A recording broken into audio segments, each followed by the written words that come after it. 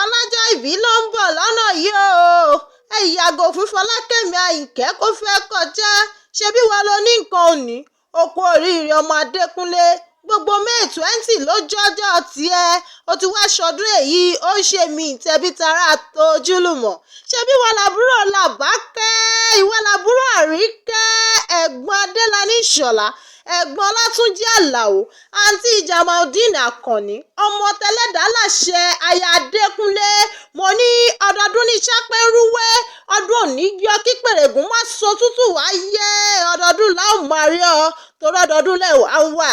ìwọ lọmọ Ládòmóró, mo ní ìpínlẹ̀ Ògùn ni wọ́n ti wá Ògóyèwà Àwórì lápapọ̀, kí ti gbé ó gbé erelè sí tẹ́yìn fọ̀. mo ní ìwọ lọmọ Èpò Wẹ́rẹ́ nìwáyì, wọn kì í fọkọ́ ró, wọn kì í fàdá ró, bọ́ òró wọn ò gbúdọ̀ kúrò níbẹ̀.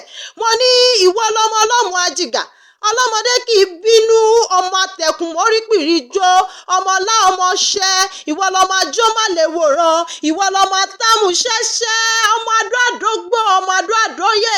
mo ní o ti ṣọdún èyí, ó ṣe mí nínú ọlá ńlá àti ìdẹ̀ra Elédùà. Bàsírátù Adékúnlé Àfèdègbàwúrà lèmi ń jẹ́.